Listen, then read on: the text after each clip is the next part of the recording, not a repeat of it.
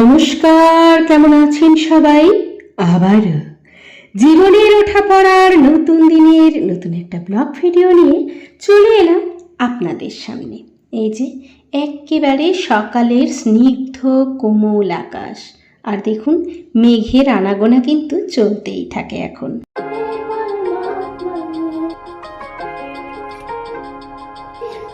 আমি চা দিয়ে খাবো। ওইগুলো দাও না, আমার ছেলেটা লিখবো।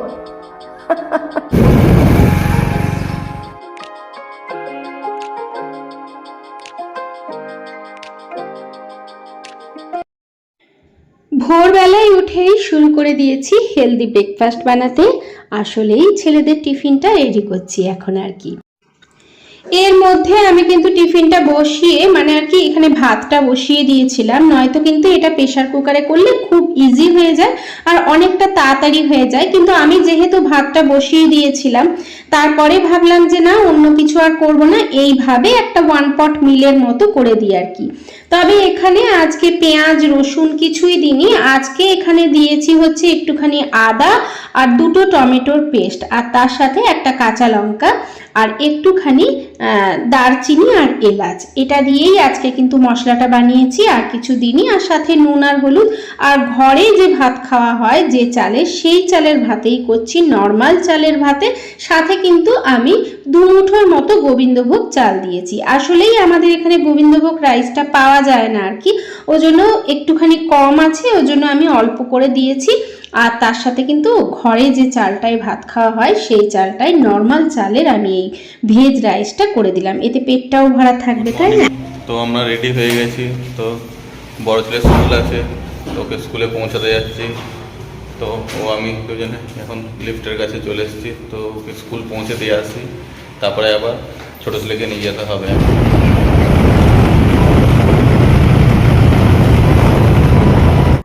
ভোর থেকে উঠে আমরা শুধু গৃহিণীরাই যে কাজ করি তেমনটা নয়, প্রত্যেকেই কিন্তু নিজ নিজ কাজে ব্যস্ত থাকে। বাই, টুপিটা পরি নাও। আপনাদের দাদাকে আমি খাবারটা দিয়ে দিচ্ছি, এই যে আজকে এটাই খেয়ে যাবেন উনি আর কি। আসলে প্রতিটি মানুষের কর্মই হচ্ছে সবথেকে বড় জিনিস, আর যার গৃহে শান্তি বজায় থাকে তার গৃহ কিন্তু স্বর্গের শান্তির চেয়ে কোনো অংশে কম থাকে না, এটা একদম সত্যি। মর্নিং বন্ধুরা, কেমন আছো সবাই? আশা করছি যে যেখান থেকে ভিডিওটা দেখছো প্রত্যেকে ভীষণ ভালো আছো, আর তোমাদের ভালোবাসায় আমিও ভালো আছি। তো আজকে তোমরা দেখছো বৃহস্পতিবারের ভিডিও। যাই হোক, অনেক বক বক করে ফেলেছি, চলুন এবার খাবারটা খেতে হবে আমাকে।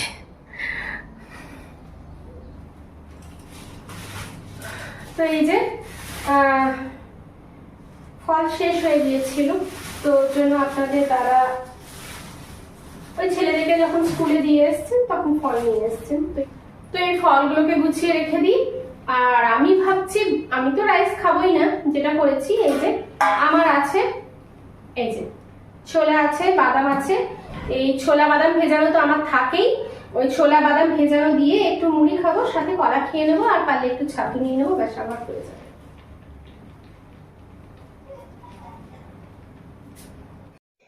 এই যে বন্ধুরা, এটাই আজকে আমি খাবো, মুড়ি, ছোলা, বাদাম, ছাতু, আর সাথে একটু ধনেপাতা, টমেটো। ভাত খেতে না আমার একদম ইচ্ছে করছে। তো এই যে বন্ধুরা, এত সুন্দর খাবারের উপরে আর কিছু হয়? যাই হোক, আমি এখন এটা খেয়ে নিই, তারপরে আবার আপনাদের সাথে ফিরে আসছি। আজকে সেরকম কিছু রান্না করব না, কারণ আজকে হচ্ছে সকালে করেছি তো, আর আপনাদের দাদা ওটা খেয়ে চলে গেছেন, সাথে তো ওদেরকে তো দিয়েই দিয়েছি। কাজেই আজকে হালকা ফুলকা কিছু একটা করব, আর দেখি কি করি, চলো। তো এদিকে শাকটা বেশ 2 দিন ধরে ছিল, ভাবলাম শাকটা করে দিই, আর একটুখানি ডাল করব, আর কিছু করব না। খাবার সময় পারলে একটু ডিম ভেজে নেব। আর এদিকে কিন্তু ইতিমধ্যে আপনাদের দাদা চলে এসেছিলেন, আর বড় ছেলের জন্য খাবার প্যাক করে দিয়ে দিয়েছি।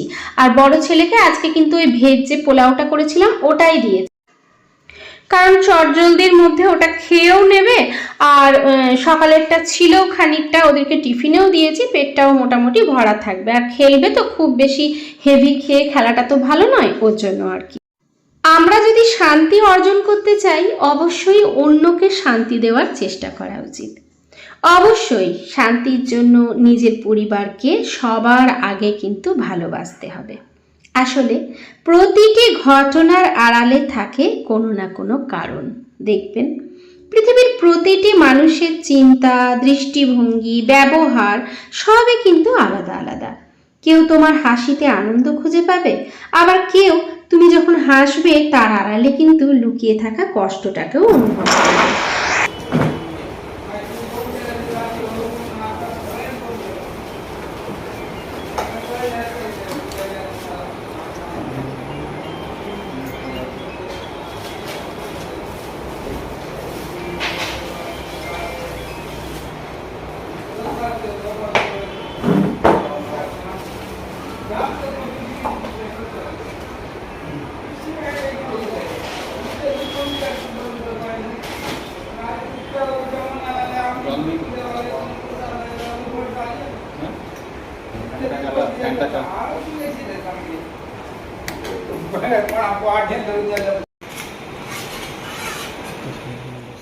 তো সকালে যেহেতু পোলাও খেয়ে গেছেন, আপনাদের দাদাও খেয়ে যাননি, আর বাইরে মেঘ করেছিল, বৃষ্টি আসছে কিনা সেটাই দাঁড়িয়ে দেখছিলাম, সাথে চুলটাকেও একটুখানি মানে শুকিয়ে নিলাম আর কি।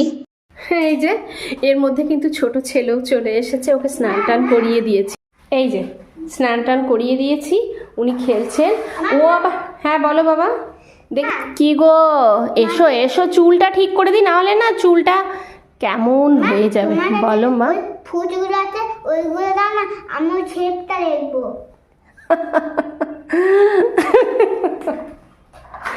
ও ফ্রুটসের শেপ দেখবে। আসলে কি হয়েছে বলুন তো, আজকে স্কুলে আর কি বলেছে ওদেরকে যে সমস্ত আর কি যে মানে দুদিন পরে আর কি এই সপ্তাহের মধ্যেই ওদেরকে আর কি ফ্রুট সম্বন্ধে ধরবে, সেই সমস্ত শেপসগুলো সম্বন্ধে, 2 বা 3টে ফ্রুট সম্বন্ধে মোটামুটি কিছু কয়েক লাইন আর কি বলতে হবে। ওর জন্যই ওর এসেই শুরু হয়ে গেছে। যাই হোক, ঠিক আছে। আচ্ছা ফ্রুটস দেখলেই তুমি সব কিছু পেরে যাবে তো? ঠিক আছে, আমি করিয়ে দেব। এগুলো একদিকে ভালো তাই না, এর ফলে কি হয় ওরা শিখেও যায় আর কি টুকটুক করে। এখন থেকে এই যে অভ্যাসগুলো করানো, যাই হোক ভালো।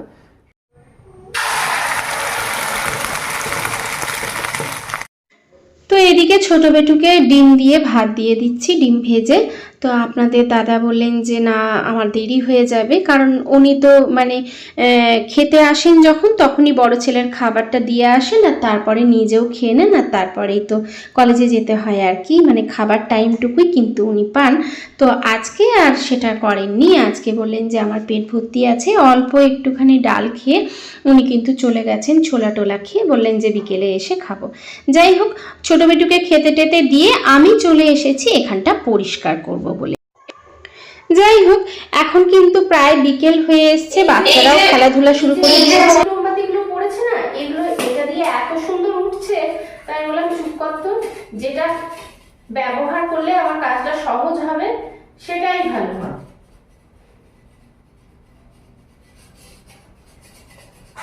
নাইফ দিয়ে বা কিছু দিয়ে করতে গেলে হয়তো হতো, কিন্তু এটা 3টে আছে না একসাথে, এরকম এরকম ডলা দিলে এই যে সব উঠে যাচ্ছে, কি সুন্দর। আর এখানটা কবে থেকে ভাবছি পরিষ্কার করব করতে আর পারছি না।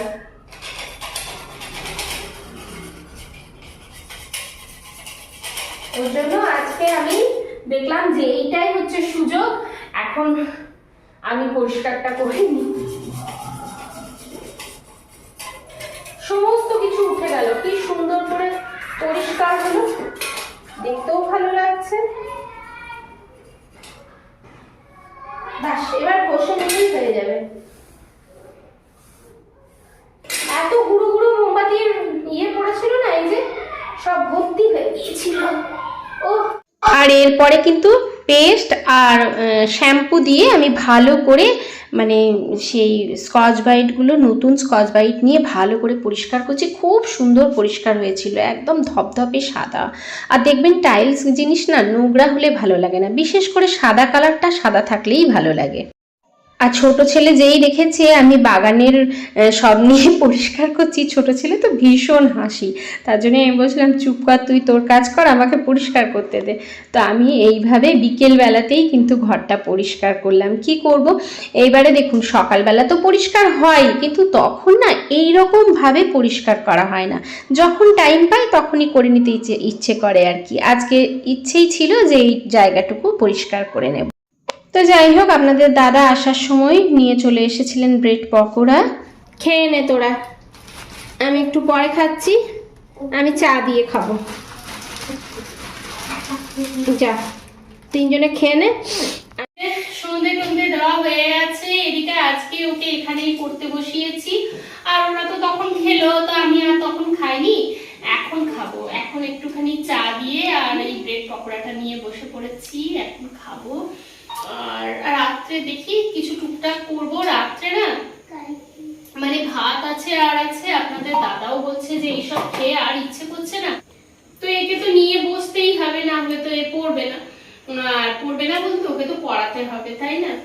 আর এই যে এখন টুকটাক মোটামুটি শিখছে আর কি, কারসিপটা শিখছে, তো এখন কারসিপটাই বারবার লেখা করাচ্ছি। আমাদের প্রত্যেকের প্রতি কর্তব্য এবং নিজেদের দায়িত্ব পালন করে যাওয়া উচিত। কাউকে না বাইরে থেকে বিচার করা একেবারে উচিত। দেখবেন প্রতিটি সম্পর্কের ভিত্তি কখনো স্বার্থ হয় না, সম্পর্ক টিকে থাকে বিশ্বাস, ভালোবাসা এবং আন্তরিকতার উপর। তাই সকাল থেকে রাত এভাবেই আমরা কর্তব্য করে যাই। যাই হোক, এই যে একটু ছোলার তরকারি করে নিচ্ছিলাম। সবাইকে ভালোবাসা আন্তরিকতা জানিয়ে আজকে এখানেই শেষ করছি। টাটা।